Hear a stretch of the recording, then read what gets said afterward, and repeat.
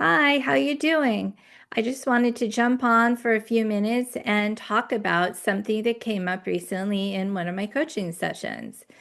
It is around how do I trust my gut when making decisions? In this particular case, it was about whether or not the partner that I'm wanting to spend the rest of my life with is the right person for me while I'm just at the beginning of a dating scenario. So, if you're interested in that, stick around and we'll go a little bit deeper into what you can do that might help you figure all that out as well. Those of you who are new here, I'm Lynn. I'm a certified professional life coach and I help people find more joy and happiness in their life. If you're interested, follow along and maybe you'll learn something. Maybe you'll be a little bit happier. So, for today's fun, we're going to dissect a little bit the process of how do we make decisions. Determining who we want in a life partner is huge. And I think a little bit more daunting as you get older because you have more wisdom. And so society says you should know better. But that's not always the case. So I start with my clients and I say, let's have a brainstorming session. And typically I'll have them do that piece before we even meet so that we are efficient in our time together. They come in with this long list of things that they want in a partner, and it might be I want them to be somebody who is kind. I want them to have a professional career. I want them to be well educated. I want them to be somebody who lives in my general area. I want them to be this age. I want them to have that color eyes. This probably sounds familiar, right? So that's great. It's good to have that understanding of what you really want, but there's also the reality of how do I determine and filter down from this infinite number of options into what really is important to me. I also have my clients look at the deal breakers. I'm not talking about in relationships deal breakers, the ones that we should all have where they're possibly abusive or controlling. I'm talking about personal to you deal breakers. So maybe it's something like, I don't want to date somebody who has children that are teenagers. It's going to cut people out right there. It's a preference for you, and if it's something that you feel strongly about, then I think that you should keep that on your list of things in your long list that you want to have or not have.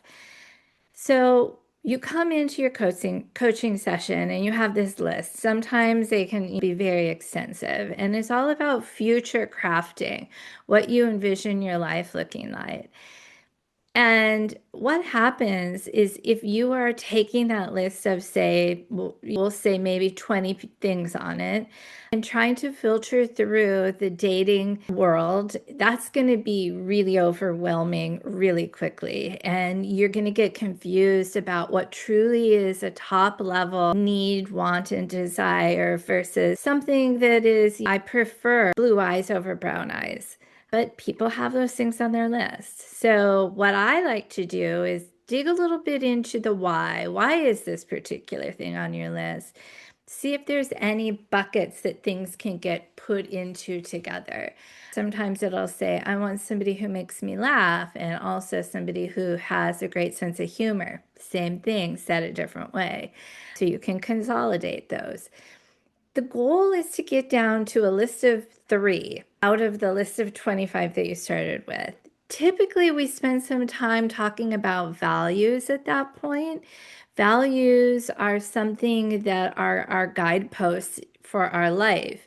And when you're entering into a relationship, it's really a great opportunity to pause and give an assessment to what your values are for a relationship. Sometimes those are the things that rise to the top of your list really quickly. So the idea is to narrow it down to three things. Maybe it is that it's honesty, it's funny and kind. 3 things that it's super easy for you to understand whether somebody has those in a split second. What it does is it clarifies in your mind, I'm only looking for these three things right now. They have these three things. Maybe I can go back to the longer list and take a peek.